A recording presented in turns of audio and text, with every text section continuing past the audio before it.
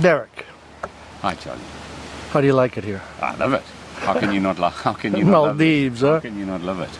And this fantastic venue as well, and the inspiring sustainability and community programs here. How can you not love that? So never visiting a place pushy. like It's that? like, okay, granted, if you have to ask how much it costs to stay here, you can't afford it. Yeah. But it's incredible, the experience, the luxury. But let's talk about wilderness.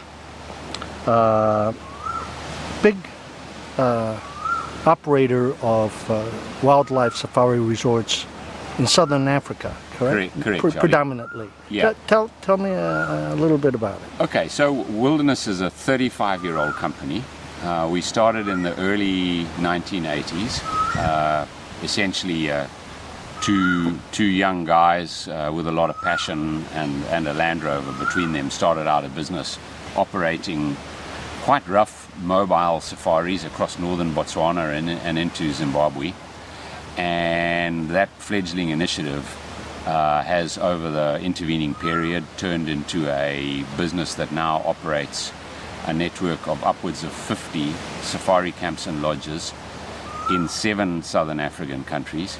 But we're in the process of branching out now to another 2 countries in East Africa as well. So our roots are Southern African, but we're in the process of expanding into East Africa as well.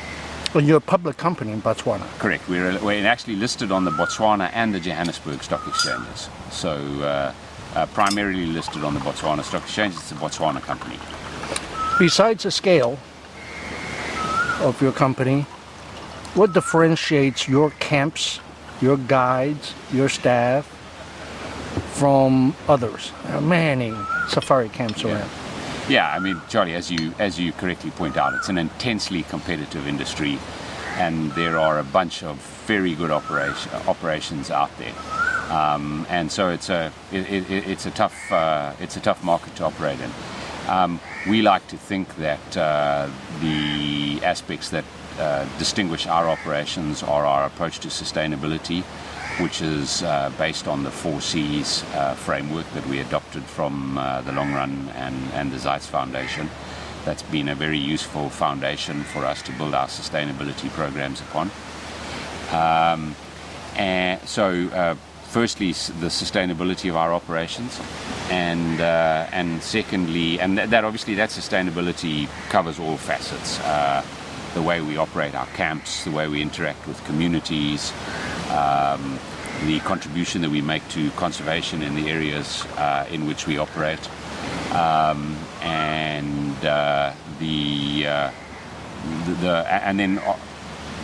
most of our operations operate in areas that are exclusive to us. So when you visit one of our camps, you're the only people that you're seeing, if you're seeing anyone at all, while you're out and about, is people from our camp. You're not going to be bumping into hordes of other people. So what's different?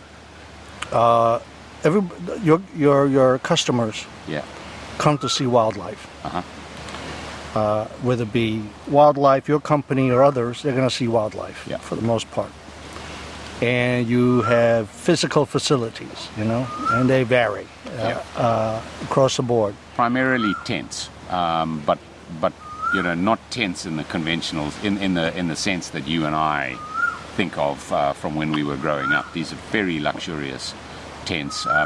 In many instances, it's actually a structure with canvas walls and a canvas roof, and we call it a tent, but that's stretching the meaning of the word a little. So the sustainability is really the differentiator.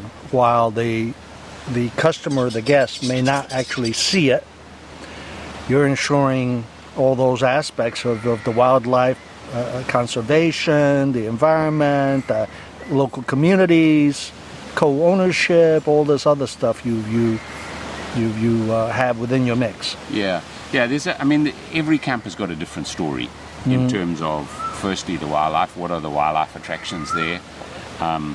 What is the community story in regard to that camp? As you mentioned, there are some co-ownerships. There are a number of situations where we're renting the land from a community and paying them for the use of it. Obviously, a very important part of all of those engagements is employment, and something approaching.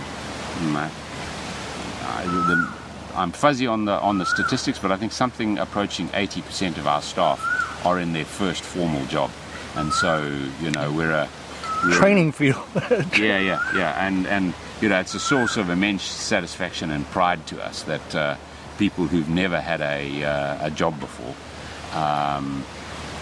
come into our camps and are trained to a level where they're providing a very high standard of hospitality to international tourists who could be going to any one of a million fantastic resorts anywhere around the world.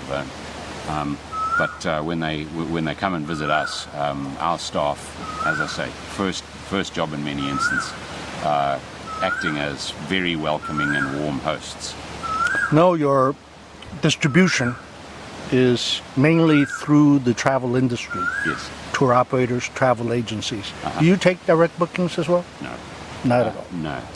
But to locate a tour operator or travel agency that uses your services, are those listed on your website, or how do they do that? No, we can help. So what happens if you come onto our website, there's a contact us link.